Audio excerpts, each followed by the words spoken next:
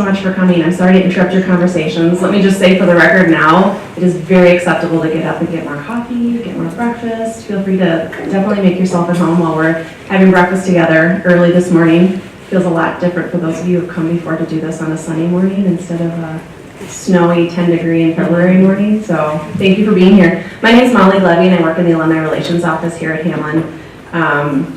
And I'm just really pleased to see so many new faces and some returners, and I'm happy to be here with Professor Andrews and introduce her. The School of Business, and specifically the Alumni Board of Directors, established this breakfast series last year, I believe, it's just in our second year, to bring groups of alumni together to hear from Hamline experts. And we certainly welcome your suggestions as we begin to plan for next year. This is a format that we'll keep. Though I should say, that we do know we need to do more online and more on demand and more on WebEx. And so in the coming year, 6 months to a year, you'll see more along those lines. But we think there's always a place for this, to be together and be in conversation, which feels like a very Hamline thing to do. So again, thanks for being here. And I have the pleasure of introducing today's speaker, Dr. Peggy Andrews. Professor Andrews teaches undergraduate and MBA courses in management, leadership, and organizational behavior. Prior to her academic career, Dr. Andrews worked in the field of human resources for more than 20 years. Her research interests include strategic hiring practices, white-collar layoffs, and maternal employment. Dr. Andrews' aim is to help individuals and organizations create environments, systems, and processes that advance their ability to flourish. And with that, I'll let her begin. Thank you.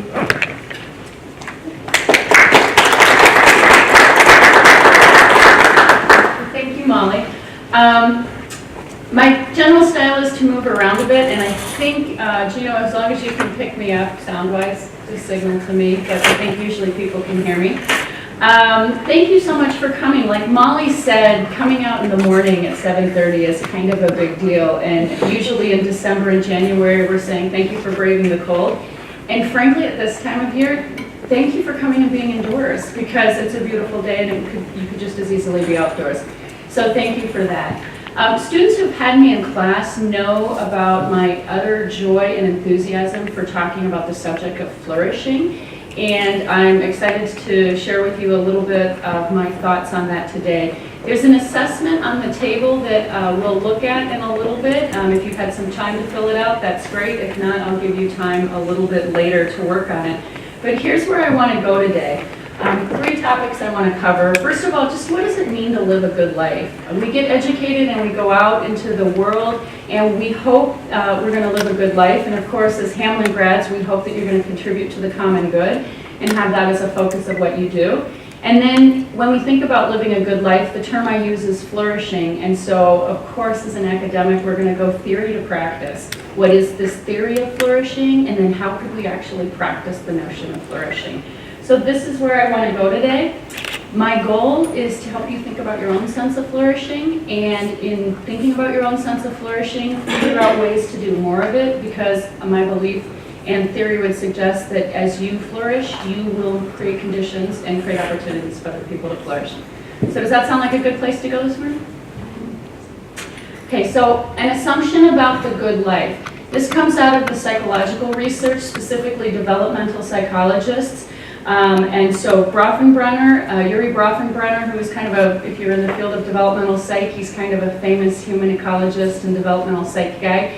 And he proposed that the 2 main areas where humans develop, the 2 main areas where we will stretch ourselves and become most fully who we are, is in the realm of work and in the realm of family, or in the realm of relationships.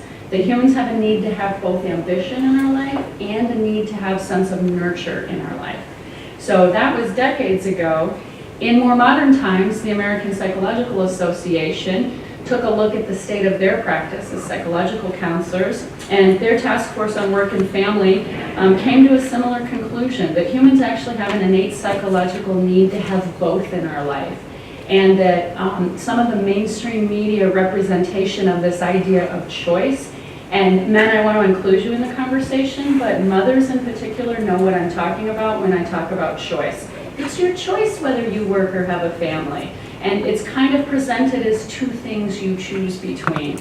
And the American Psychological Association in 2005 said, we really need to fundamentally rethink this language, because it's actually, if you want to live a flourishing life, humans need both in their life.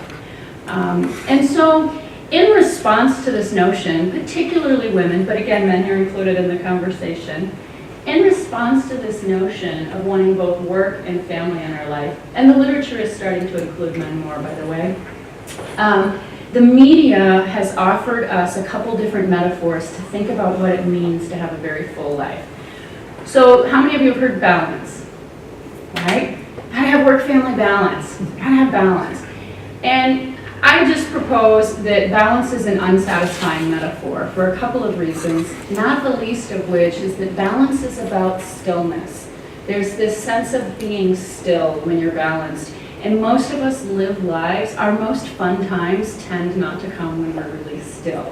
Most of us live lives that are more active than that. So balance can be this temporary state, but usually it's because we're hoping to get somewhere else. There's something else that we're reaching for. So balance can be useful as a metaphor in some ways, but it's not wholly satisfactory. Another metaphor that we often hear is juggling. How many of you have heard this one? Want to juggle? Yeah. Are any of you jugglers, or do you know jugglers?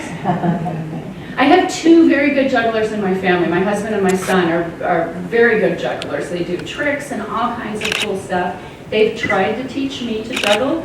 It's very, very hard to do. And the essence of juggling is catch and release, catch and release, catch and release. And all the tricks you do and all the interesting things you do have to do with your rhythm of catch and release.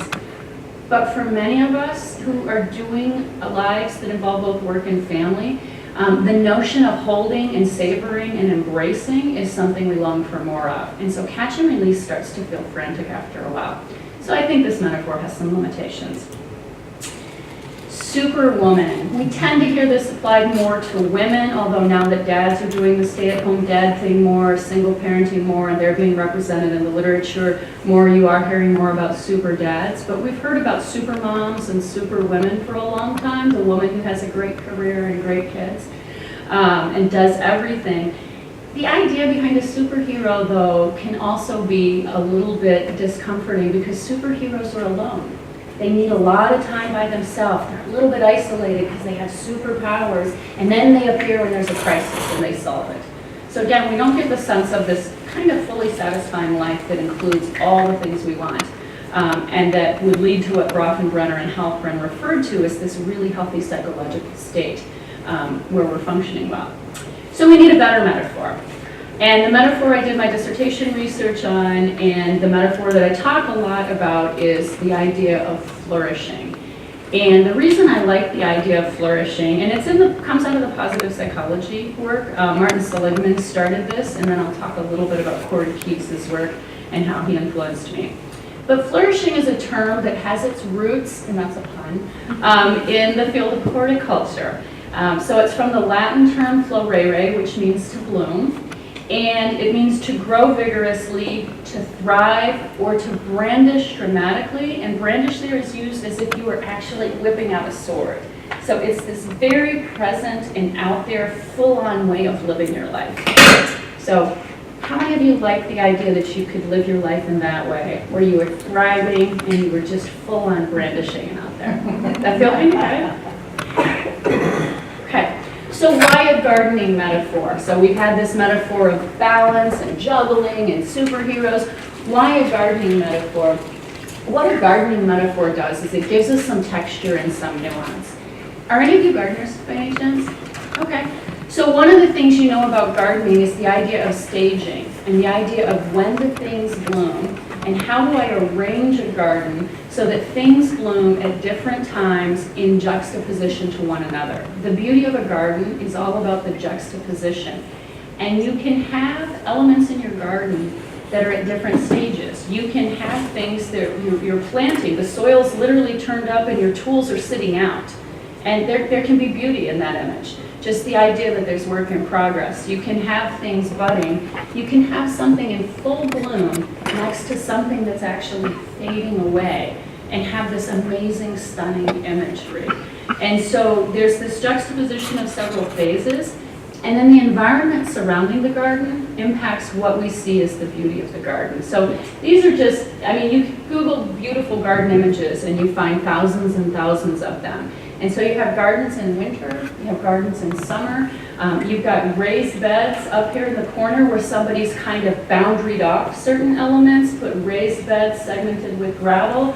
You've got the, fully manicured garden, very ornate, very elaborate, down to more wild-looking gardens in different colors. And the idea is, with the metaphor of flourishing, there are many phases going on at the same time. There are many ways to create it. There are many ways to function within your particular environment. And there are infinite, endless ways to be beautiful. And so that's how we get to create our own lives. So here's what I want you to do now. I want you to take some time, get more food, get more coffee, and have this question among yourselves. When you think back over the past couple of weeks, what are ways in which you've experienced flourishing? Thinking of this garden metaphor, maybe something is fading in your life. Maybe it's time to weed it out, but your overall life could still be flourishing. Maybe something new you're planting and it feels like a lot of work. So talk among yourselves about ways in which you've experienced a sense of flourishing, and please get more coffee and food if you want to. Okay, let's gather back together. Does anybody feel comfortable? I don't mean to put you on the spot, but does anybody feel comfortable sharing how you've experienced the sense of flourishing in your life recently? Would anybody like to do that? Well, I'm getting ready to garden and chopping at the bit to garden. And so even just getting outside and uncovering things, as you were saying, the image of having the tools out and just getting ready and planning, buying a gardening journal, like that definitely took me from kind of an anxiety and impatient feeling to, like it's going to be okay. The spring really is going to come. And Yeah. there's a sense of that, even in the planning. Even the anticipation of it. I'm not there yet. I'm not even where I want to be yet, but there's this anticipation of this good thing to come. How about others of you? A sense that you were flourishing lately?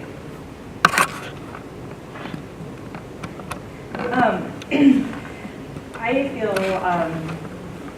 I spend a lot of time, I'm a working mom, and over the last year, kind of getting myself more involved in my kids' school and meeting other parents has brought like a new sense of flourishing to me, to be involved in that side of my life, so. To create connections that have stretched you, probably. Yes, a little totally. bit. It's probably added to an already full schedule. It wasn't like you had tons of room in your schedule, I'm guessing. No, and I'm planning events at school, and it's just really opened up something else. Others of you? Anybody want one more? This metaphor of a garden resonated with me because I feel like I'm at a place in my career and my life where I'm enjoying certain things that I planted years ago, but I'm also finding weeds and things that I wish I hadn't planted. And it makes me more mindful of what I'm planting in my life today and what that's going to turn into, a year or 5 or 10 from now. So flourishing implies that sense of time, which I think especially for those who are, if you're trying to include both work and family in your life, that to me is partly where I feel like the notions of balance and juggling sort of start to break down, and even a super mom or a super dad start to break down because they don't involve that sense of time and that sense of perspective that we hope a garden would. Zach, do you mind if I ask you to share about the garden in Chicago? He just told me about a garden in Chicago that I thought was really interesting and it fits with your comment well. Sure, I'm from Chicago, so at DePaul University I took a post-industrialized green spaces course, and this was the Laurie Garden in Millennium Park. So some Dutch garden designer, who I wish I remembered his name, was kind of bringing back plants from the actual area, which was not common for the time because they wanted ornate gardens. So it was all these wild brush plants, but kind of built to design and die beautifully, so that even in fall, all the remnants of everything were still there to look interesting and unique. The idea of being designed to die beautifully. What an interesting thing. You know, and the applications when we think about, for example, our career, when I do career coaching, one of the things I recommend to people is, okay, you started a new job, that's awesome. What's your exit plan? How will you know when you're done with this particular job? It doesn't mean exit, leave the company. It could mean exit this project, take on a new project. It could mean exit this role, move to a new role, exit this department, move laterally. But what is it that'll tell you, I've done what I can do here, and I'm ready to move on? So that idea of creating a garden to die beautifully, thank you for adding that to my understanding. I thought that was interesting. Okay, so let's talk about where does this word flourishing come from. So this is the part where I get a little academic, and we're going to do theory to practice, so if you'll indulge me. It comes from Greek virtue ethics. It comes from Aristotle and his friends sitting around and attempting to answer the question, what is the nature of a good life? What does it mean to live a good life? On balance, when I look back, you know, will I say I pulled the right weeds, I planted the right things? What does this look like? It is a normative stance towards life. So one of the things with this particular school of ethics is by normative, it just means that Aristotle and his friends said this is the norm. You have, their belief was you have an obligation to try to live a good life, that it's not okay to go on autopilot, that it's not okay to just sort of be asleep and let life happen to you, but you have an obligation to proactively create a good life and to be fully awake in your own life. There's also a secular approach, so they were responding to a society that was becoming increasingly religious, and where people were perceiving that the guidelines for living well or that the inspiration for living well was divinely given. And so they were suggesting that through human reasoning and in a secular manner, you could come to an understanding of a good life without having the need to have it be inspired from an otherworldly stance. And so that's an important thing to understand about how their thought process evolved.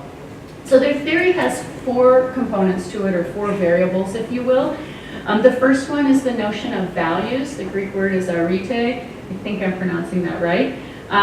It's the notion of virtue or values, and the idea that we want to be the best that we can be, and so we should spend time thinking about what we value. Different philosophers suggested, well, there are different values to hold to. I think there's a list of cardinal values in some schools of thought. You can go online and take different values tests, and they'll say, you know, pick your top 5 values from this list. Aristotle, there was a quote I read by him where he said, we don't study in order to understand all the values or to list all the values. We study in order to become good people. So the idea of how you would list out your values and how you would articulate them, it's unique to you and it evolves over time. But the point was, think about your values. So early on, I proposed to you 2 different values, ambition and nurture. And both, I believe, have their place in the world. And my dissertation work specifically looked at working mothers and how they navigated the tension between those 2 values. Their value for ambition to grow, to use their talents, to give them to the world, and their value for nurturing their friends and their family. So thinking about your values and what they are and being clear on them. The second variable in this theory is phronesis, and it means practical wisdom. And so that's different from the idea of divine wisdom. It's different from the idea of wisdom that's sort of imposed from on high, or that you're inspired and then you know to do this certain thing or make this certain choice. Phronesis is the idea of I am confronted with a situation where 2 values that are important to me come into conflict, and I must now navigate that tension. What practical actions do I take to clarify my values? What practical actions do I take to determine what to emphasize at this time and what to de-emphasize at this time, and then to make a choice going forward? And those who are, again, I'm going back to the notion of working parents because that was my research. Those who are working parents understand how very often you're confronted with that values clarification activity. What will I choose now? And sometimes it doesn't mean I love my children less, but I will choose work because in the big scheme of things, I believe it's better overall. Sometimes, as much as I enjoy my work and I'm committed to it, I will choose my family because it will be better in the grand scheme of things. The philosophers suggested that it was through that values clarification activity that you developed this muscle or you developed this phronesis, this sense of practical wisdom, that would then inform the next dilemma point you reached. And so we're continually informing our sense of wisdom, and we make different choices as life goes on. The third variable is the polis, or the community surrounding us. Just as a garden, the environment surrounding the garden dictates some planting decisions we make and some care decisions we make. Zach talked about a garden in Chicago. They use local plants for a specific reason versus importing them. So the community around us affects how we make choices about work and family. If my sister and brother-in-law live in Denmark, they have a different set of family policies. They have a different way of thinking about work and vacation time. If I lived in Denmark, I would make fundamentally different decisions about my work-family experience than I do living in the United States, where we have a different policy structure. So Greek virtue ethics says, examine your community. Think about your community. Think about how it's impacting you versus just responding to it. And be aware that I'm in multiple layers of community. I have my family, my friends, my work, my city I live in, the nation I live in. I have these layers of community. And to a degree, I can impact some of them, and the community will change. And to a degree, it's really impacting me. And so how many of the choices am I making are informed by pressures I feel consciously or unconsciously? How's that affecting me and my ability to flourish? And can I change it or not? You know, we all tell our kids, if our kids are making not good decisions or our friends are making not good decisions, we say, maybe get some new friends, change your community. If we have a friend who's chronically unhappy in their work, change your workplace. Maybe those people aren't good for you anymore. They were good for a while, they're not good anymore. So community matters, and we affect one another. And then finally is the self-focus, the sense of eudaimonia, or personal well-being. And this is often translated as flourishing. We use the word happiness a lot in the United States. We use the word satisfied. The Greeks suggested the word flourishing, that you might not always feel happy, but you could be flourishing anyway. And it's the aim of a good life. So back to the idea of this normative stance, that we have an obligation to try to fully flourish in our life. And of course, when you look at the mission statements of different organizations, or even Hamline's mission to contribute to the common good, we're assuming you guys buy into that obligation, and that we're all on the same page with that. I'm going to stop for a second before I move on. Any questions about those? When you say obligation, was it that notion of individuals' responsibility to the common good, that if individuals are flourishing more better as a whole? Was that the notion? Yeah, that I have a responsibility to pay attention to my own sense of flourishing, because if, as I flourish, the world around me could flourish. And think about, you know, that's very different from some religious notions of sacrifice. Not to say that there can't be a sense of flourishing within sacrifice. If I had a longer time to lecture, for example, we would talk about like Martin Luther King, okay? And if you look at what he suffered in his life, we could argue that in many ways he flourished. He lived out a calling he felt he needed to live out. He fully benefited the community around him by what he did, but there was a degree of suffering. Or those of you who are familiar maybe with Protestant history, Dietrich Bonhoeffer, or if any of you are familiar with him. So he was a member of the clergy of the Lutheran Church and felt very strongly and spoke out very strongly during World War II that he felt the Lutheran Church had failed the German people, that they had not lived out their values fully, that they had been complicit in the rise of Hitler and his pogroms against the Jews, and actually participated in an assassination plot against Hitler. Right? Think about, you know, the Ten Commandments injunctive not to kill. And he navigated his sense of values and determined that it was more important that he stop a madman. And he was, ultimately, he was interned in a prison camp and he was hung for his crimes against the Nazi party. And so, you know, to look at that and say, well, he suffered, but did he flourish? And when he has letters that he wrote from within the prison camp that you can read, where he said this was the only way I could have lived my life. It was the only thing, he was engaged at the time, I believe. But he said this is the only thing I could have done to be true to my values. And so in his final hours, at least in his writings, it appears he had a great measure of peace over what he chose to do. So there's this notion of That's why I like the metaphor. I don't think balance addresses Martin Luther King. I don't think balance addresses what Dietrich Bonhoeffer did. I think the notion of flourishing gives us a better means of understanding them. And we could argue that they cared for both themselves and their community through those actions, as difficult as it was. I don't know if that helps. So how do the variables work together? We've talked about it. Our values can come into conflict. And then we experience this sense of dilemma or struggle. And then we have to develop and apply this sense of practical wisdom. And it's effort. You know, have you ever been sitting and pondering something and people will walk by, well, what are you doing? You know, what are you doing? You're not doing anything. And you think, I'm working so hard right now. You have no idea what's going on up here. And then our sense of what we consider practical wisdom will be informed by the community around us. So we want to pay attention to who we're letting influence us, and also by our desire to experience well-being. So we have this internal drive to experience well-being. We're influenced by the community around us. So that's how they fit together. In modern language, so I've thrown a bunch of Greek at you and I've probably mispronounced it. So let's talk about modern language. So Corey Keyes at Emory University uses the term flourishing, and this is his operational definition. Flourishing refers to being in an optimal range of human functioning. Specifically, it means to feel well and to function well psychologically and socially. So there's a subjective component and an objective component. Subjectively, I just say, I feel good, feeling good right now. Objectively, I'm functioning well. So his theory has room for the idea that some days I might not feel well, but I could objectively be functioning well. And we do that all the time. If our friends tell us, oh my gosh, my life sucks, I'm the worst person in the world, we don't turn to them and go, you do suck. I wouldn't have gotten out of bed if I was you. We don't do that. What we'll say is, no, you're doing great.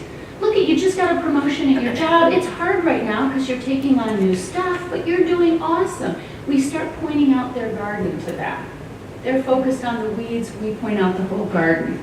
So there's room to sometimes not feel well, but to still function well. And these are two aspects, and that's why happiness is kind of a limited word. But flourishing allows this more robust view.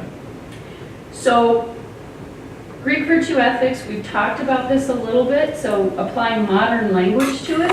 As I flourish, my community can flourish. Flourishing isn't the same as happiness. There's room for this struggle. I can struggle to function well and navigate my way towards feeling well. There's a subjective and objective component. And then here's Key's big point, is we often discover flourishing upon reflection. And so we need reflective tools. So one reflective tool is to talk in community. So I asked you to talk about your sense of flourishing. Another reflective tool is to actually assess ourselves. So you have an assessment on the table there.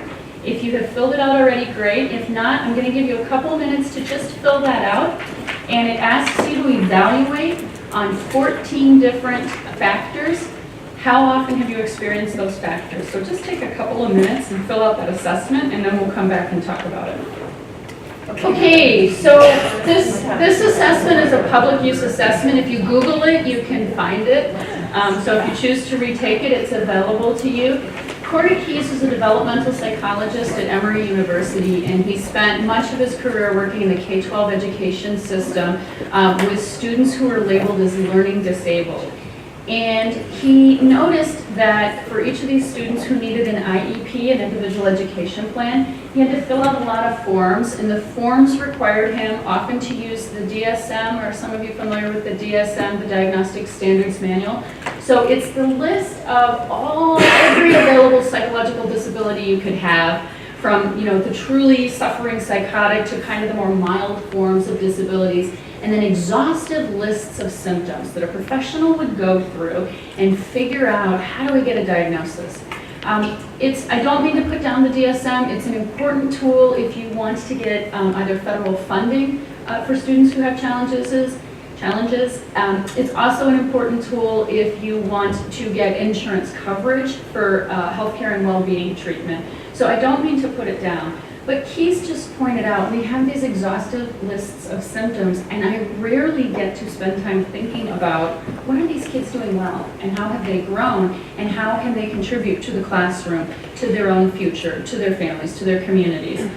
So he made it his life's work to develop an assessment of flourishing and to find a way to evaluate if people were flourishing. So he has a validated flourishing assessment he's created, which you are using, and there's 14 symptoms of flourishing that he assesses folks on. It's this comprehensive list. And what he wanted to do was stop marginalizing people who are struggling by immediately applying a label to it. And could we talk about flourishing?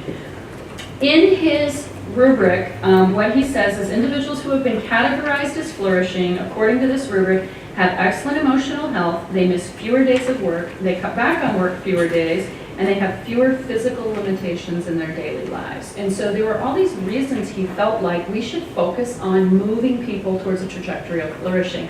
And in the case of young people, work is their school. So they miss less school, they're able to show up and participate in school. So has everybody filled it out? Okay. Do you want to know how to score it and see if you're flourishing? Is anybody interested? Okay. So the way I do this that I find helpful, take one of these.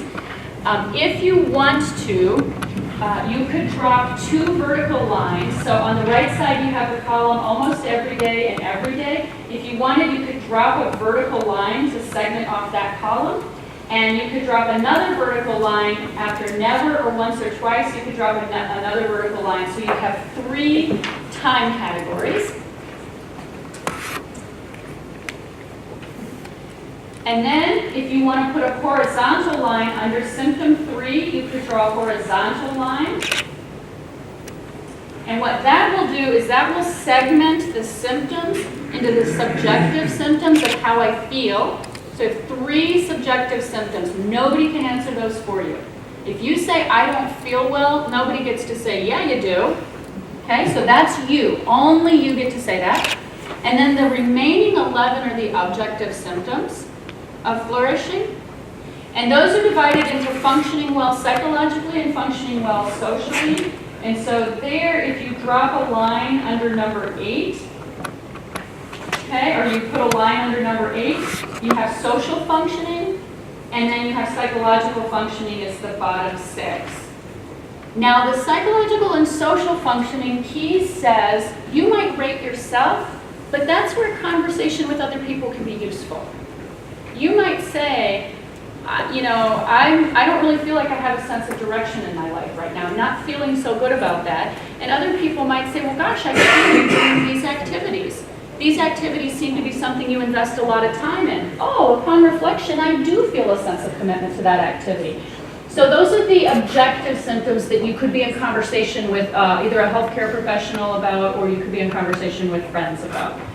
So then what he says is flourishing is if you feel one of the 3 subjective well-being symptoms, so one of the top 3 symptoms, so you'd be looking up in this upper quadrant if you drop the lines, either every day or almost every day, so 1 plus 6 of the other 11 indicators, every day or almost every day. So what that means is you have 7 check marks in the everyday or almost everyday column, and at least one of them is subjective. So then he says, okay, now you can evaluate yourself as flourishing. The opposite of flourishing is languishing, not being in the optimal range of functioning. The opposite of flourishing is not depressed. This is really important to understand. The opposite of flourishing is not depressed. The opposite of flourishing is languishing, not being in the optimal range of functioning. And that would be if you feel one of these top 3 never, or only once or twice, and then 6 of the remaining objective functioning factors, never or only once or twice, then you would be languishing. And then moderately mentally healthy would be you're neither languishing nor flourishing. This is really important to understand about Keyes' model. It is possible to have a clinical diagnosis of depression, of bipolar disorder, of ADD, of a variety of disorders as diagnosed by the DSM. You could have a clinical diagnosis and you could still be flourishing in your life.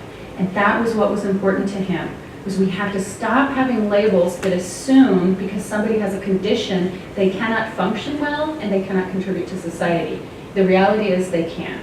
And so there is room for a clinical diagnosis and to still be flourishing. And that's a conversation he really wanted to push us to have more broadly. So that's a very important part of his assessment, which is why I'm repeating myself. Okay. So recent studies of a nationally representative sample of over 3,000 adults indicated that only 21.6% of adults fit the criteria for flourishing. And so his life goal is to move the needle on that one. Flourishing people create flourishing societies. And flourishing societies do a better job of creating flourishing people. And so how could we do more of that? Any questions about the assessment or the scoring of it? Yes, ma'am. Well, one, I think the word languishing is an interesting term. So does it, to me, it does not imply forever. Like it seems like it could be a temporary state, more so than some other words you could use. Yeah. I might have a clinical diagnosis that's a forever diagnosis that I deal with, but flourishing and languishing could be temporary states, and I could move between them if I take targeted action. Mm-hmm. Yeah, just like with the garden. Some days it just doesn't look that good, but if I spend a little time in it, it could start to look better. I could change some things. It could be okay for something in my garden to be dying right now. It might just be time. Yeah, interesting. Other thoughts about the scoring or questions about the scoring? I want to be clear, this is technically a mental health assessment, and I'm not a licensed mental health counselor. It is a public use assessment. So if you're concerned about your results in any way, I would encourage you to talk to a licensed counselor. That's not something where I can interpret the results or tell you what to do. But Keys did put it out there as a public tool to help people think about their sense of flourishing and to think differently about their own well-being. So a couple of things. How could I flourish more? Okay. Let's say I want to flourish more. I actually took this because my dissertation was on the topic of working others and flourishing, and because I was doing my PhD with 2 kids in tow. I took this every couple of weeks. And I kept coming out moderately mentally healthy. And I was like, dang it, I'm researching this stuff. I need to flourish. And it was frustrating to me. And I knew I didn't feel so great sometimes. And I thought, how am I going to do this? And so retaking the assessment over time can help us see what symptoms do we constantly not experience more of, and how can we add those experiences to our life. So number 1, Keith says, talk about it. If you want to flourish, start talking about flourishing. I want to flourish more, and start using the language. So there's the operational definitions of his symptoms on the back. Some of you may have noticed the 14 symptoms are on the back. And they're tied. You can read the symptom and you can see which measure that it correlated to. So start using this language in your everyday life to see if you could do more of it. And engage in reflective practices on your own sense of flourishing within community. So in my case, in retaking the assessment, I realized something about myself. I had this great sense of purpose in what I was doing, and I enjoyed my advisor, and I enjoyed the people that I was around for the most part. But what I noticed upon taking this was I consistently scored lower on social well-being. And that seems to be why I couldn't get into the flourishing range. And so, I kind of was like, well, I'll just move this check mark over and then I'll be flourishing. But I knew it wasn't authentic to do that. In the privacy, of my 2 a.m. musings, I realized if I move that check mark to the right, it's not authentic. I actually have to change some behaviors.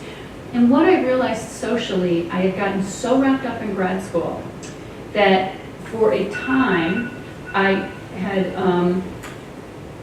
been telling friends, I'm sorry, I'm so busy with school, I'll get back to you later. No, I don't have time for coffee, I'll get back to you later. No, I don't have time for happy hour, I'll get back to you later. School's just really important to me right now.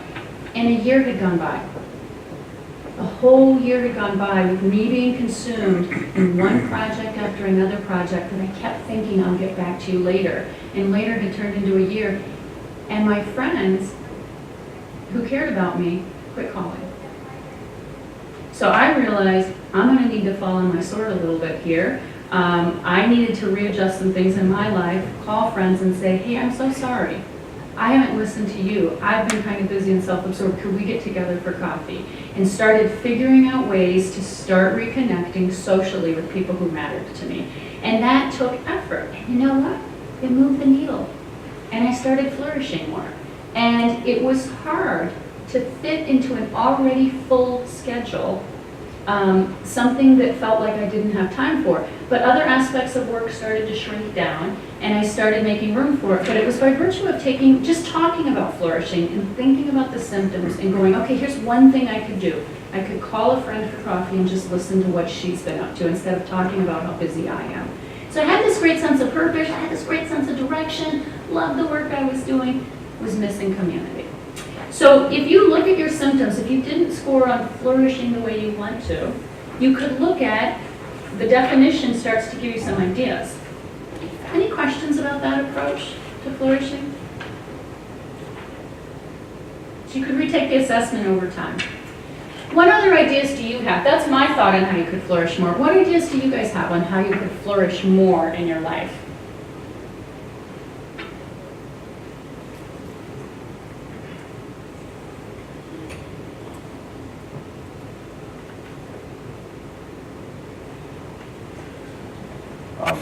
I think that all of us need to have a passion.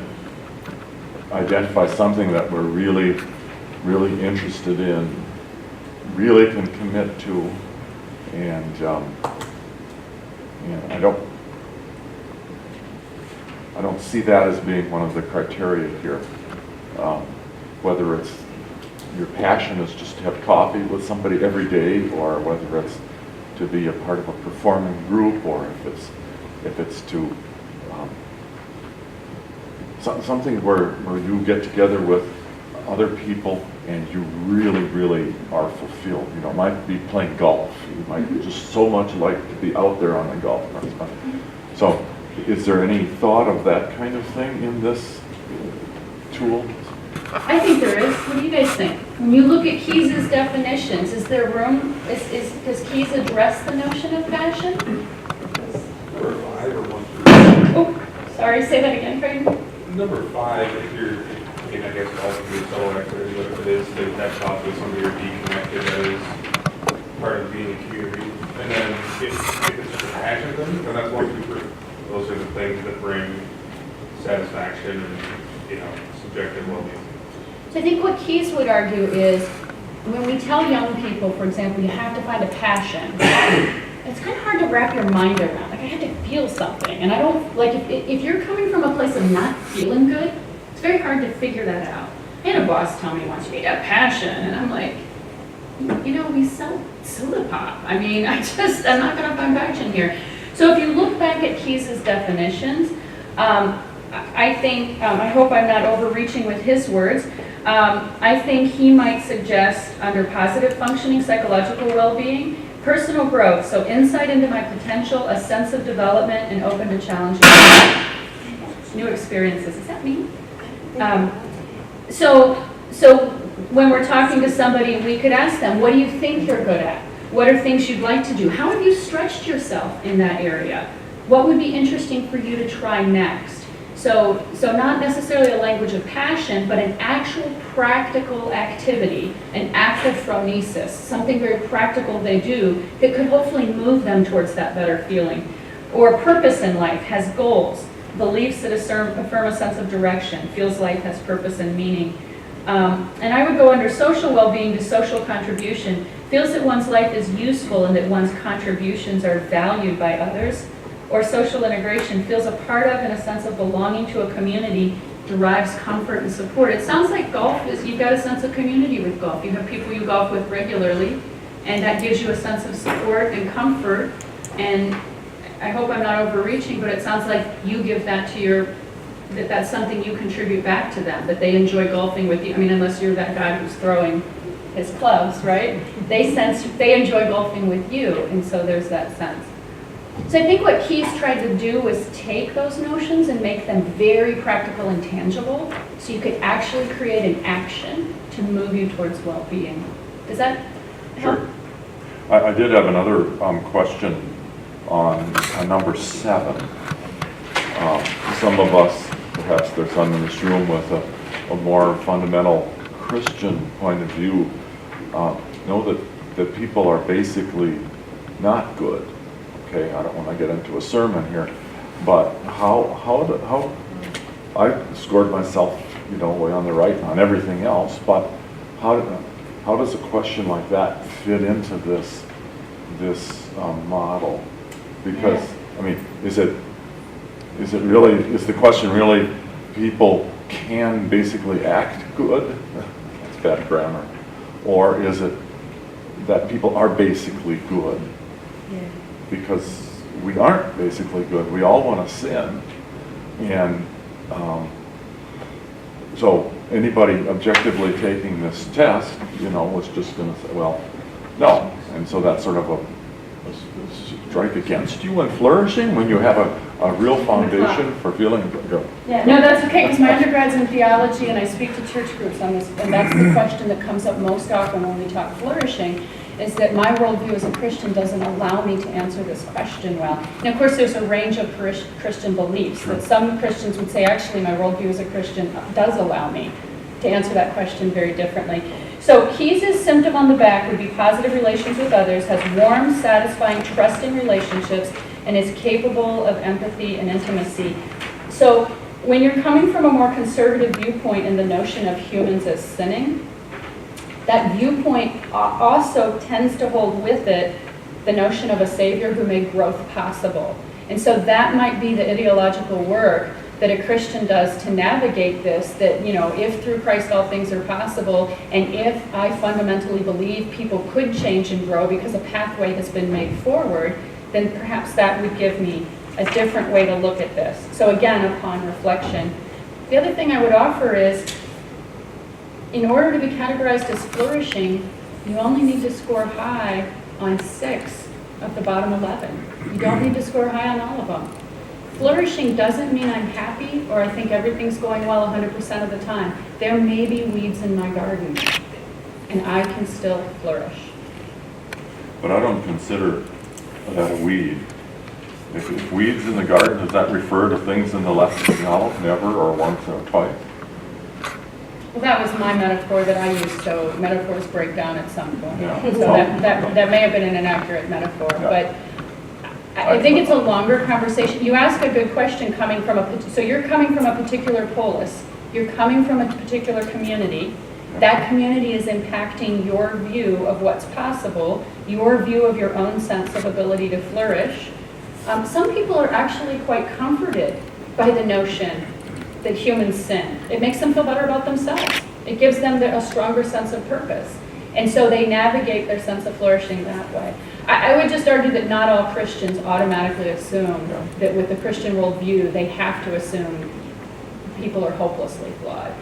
I love the topic and I love the question, and truly, I did a whole morning session with a women's church group, and we spent a ton of time on that because it was really coming from like a group of women who had fear for their kids. And we talked about, can you even flourish then? And most of them realized I could navigate my way towards feeling well, because otherwise, again, using Christian language, Christ said, I came that you would have life and live it more abundantly. So I personally believe he wanted us to flourish. And so how do we navigate that in a flawed world? I just was going to add that I would guess that he's thinking about how we basically live our life on a day-to-day, do we trust others in our daily life? So, we're getting on the freeway, assuming most people are going to follow the rules of the freeway, right? But if we were so afraid, Exactly. we would hold in a cave and live our life with being armed and, whatever. And some people do that. And I think if we live our life sending our kids to school and getting on the freeway and not being armed, there's a lot of things we can do we live our life in a trusting way that most people are good at, I think. And we know people, or some of us know people who can't do that. They can't get on the freeway and drive because they fundamentally don't trust other drivers. And so it limits their ability to function in the world because of that. I feel like there was another hand back there. Well, another thing I would say about the people being basically good is I check that all the way over on every day, and I'm an atheist, so I just think that's an interesting juxtaposition right there. But my dad is a Lutheran minister, and he gives people the benefit of the doubt like nobody's business. Every single day, all day long, he gives people the benefit of the doubt. So If someone's driving crazy, he's like, oh, I bet they've never been on this road before. You know, like all day long. So I think I grew up with that, always giving people the benefit of the doubt and not judging them, that we don't know what their experience is. And so like that for me was really easy to say, I think people are basically good. I think everybody is doing the best they can, given the circumstances that they're in. Just interesting. Well, and then what we know from the psychological research is that people who are less judgmental tend to be happier. I just read an article, it cracked me up. If you're the kind of person who notices typos and grammatical flaws in other people's Facebook postings, you will score lower on measures of happiness than other people. Because it implies a fundamental view of judgment towards the world. So for those of us who enjoy writing, be warned, right? For those of us who enjoy the Oxford comma, be warned. Where's that article? It's on Facebook somewhere. Warning all of you. Okay, I need to move on because I want to give you guys some networking time with one another. So here's what I want to do. Let's drop to this last question on here because I promised you we'd talk about helping others flourish at work. The title of this presentation was Flourishing at Work. So what are the indicators of flourishing, right? So if you're a manager or you're a coworker, fundamental to this philosophy of flourishing is the idea that if you flourish, you can help other people flourish. Your flourishing gives other people permission to flourish. And if you're in a leadership position, you want to be thinking about what community are you creating at work, and what are the things you can build into that community that make it more likely people flourish. So which of the indicators of flourishing could a manager impact most directly? Look on this side of these definitions, okay? And if you're a manager, which symptom could you most impact? And at a bare minimum, I expect Brandon Zeman to raise his hand because he sat through this lecture in my Foundations of Management class. So take a minute and think about it. But which of those indicators of flourishing, if you were a manager, what could you do at your workplace to make it more likely that people in your organization who work for you are checking always and almost always? Right? Because that's what you want. If people who are flourishing miss less days of work, they're more productive. Companies with more people who say they're flourishing have higher customer service ratings. They have less unplanned turnover. There's all these reasons to want your employees to rate high on this. So what can you do so that people who work for you are putting their checks in the right two columns? Any thoughts on that? Haley? I think autonomy stood out to me right away. I think as leaders, if we're creating an environment where our teams understand the vision and understand and go forward and why we do the work that we do, they can self-govern in a way that they're more comfortable. So creating autonomy, and what's that right level of autonomy? If you throw too big a project to someone with no guidance, they're going to feel like you set them up to fail. If you micromanage them, they're going to feel like you set them up to fail. So what's that level of autonomy so that your employees would check? And what's the symptom look like for autonomy on this side is, hang on a second, positive functioning. Confident to think or express your own ideas and opinions. So if I create an environment where my employees can come to me and say, you know, I know you wanted me to do this, I get what the vision is, how come we're going at it this way? If I bark at somebody every time they ask a question, I'm making it hard for them to grow in autonomy. Okay, so that's something a manager could do. What else could a manager do to create an environment where other people are going to check flourishing, flourishing, flourishing? Yes, sir. I was going to say maybe social integration.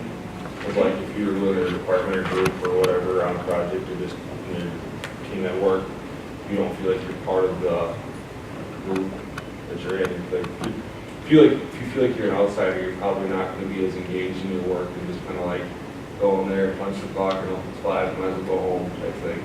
You know, from both a employee engagement as well as feeling like you're paid what you're worth and your boss values what you're doing, you know, all kind of those aspects rolled into one. Yeah. Well, and so you've actually mentioned social integration, but also social contribution.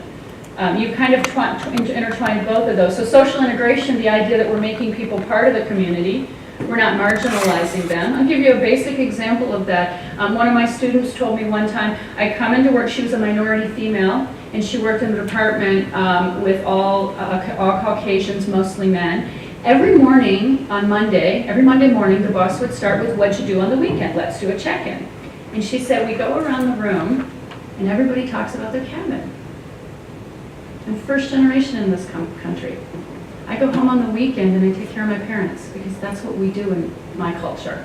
I don't have a cabin. It's not even in my framework. And so every Monday I start the week knowing I am not part of this group, but I've been identified as high potential. I'm a minority female. They want so big purpose, big sense of direction, big social contribution, no integration. So we talked about and came up with some language for her to go to her boss and express. Every morning I start my week this way. And what her boss did was he started reframing the Monday morning check-in question. Okay? So, from what's something you're proud of that you did this weekend, to tell us about a hobby you enjoyed this weekend, to just thinking of ways to make it not this general what'd you do. So people talked about the cabin. And she was able to then start expressing part of who she was and slowly integrate into the team, and that it increased her sense of well-being, because otherwise she was looking for a job and for to leave that organization. Okay, anything else? There's kind of a big one here that I always, it's kind of a basic one. Brandon. I like personal growth because it's one where we talk about nurture and ambition. When I go to work, that's really where I feed my ambition. If I want to be taking on new challenges, experiencing new things, and it's somewhere to grow as a person. Yeah. So really paying attention to when does an employee look bored. When they're getting all 5s on their performance review year after year, they might not be stretched and challenged. And so thinking as a manager, how do I provide that appropriate level of challenge for them? One last thing before I wrap up, because I want to leave you some networking time, is I would point out social coherence. Has interest in society, feels it's intelligible, somewhat logical, predictable, and meaningful. That goes straight to the heart of your policy manuals. If you apply policy inequitably as a manager, you disrupt people's sense of social coherence. You make it impossible for them to read. If your promotion policy is very unclear, if you have to be friends with the boss to get promoted and you don't have equitable hiring practices or development practices. So the most basic thing you can do as a manager is have good, clear guidelines and policies and then enact them equitably. And then that will increase social coherence. Okay. So let's see if, does anybody want to share what you'll take away from this session? Anybody want to? It's a lot to take in the morning. I really like the garden analogy about how things overall can be going well, but there can still be weeds in the garden that you have to pluck out when whatever the case may be. And there can be, really examine gardens when you walk by them. There can be beauty in something fading. I went through the experience, my dad passed away in June, and I appreciate so much the condolences people gave. I truly appreciate the condolences people gave. But there were so many things surrounding his transition in that way that we were so grateful about. And despite the conflicting emotions, there really was a tremendous sense of flourishing in how that all occurred. Whether it was the interactions with the medical team, the wonderful care attendant he had. He went from being a very vibrant man at age 45 to a series of strokes that robbed him of his functioning. But it happened swiftly, and there were so many things that emerged out of that experience that were positive. And so really understanding the beauty of when something fades, I think, can contribute to our sense of flourishing, as complex as it is. And so I appreciated the condolences, but I always felt conflicted when people expressed them because I didn't know how to say back. It's actually okay. This actually is okay, and it's better, and we're happy for my dad, in a sense. So those are complicated things. So here's what I want to say in conclusion. I think the pursuit of flourishing is a very demanding life philosophy. The idea that I care enough about my sense of flourishing that I would then make it possible for people around me to flourish, my coworkers, my family members. So I'm really going to attend to my own flourishing to create that sense of flourishing in my community is a very demanding life philosophy.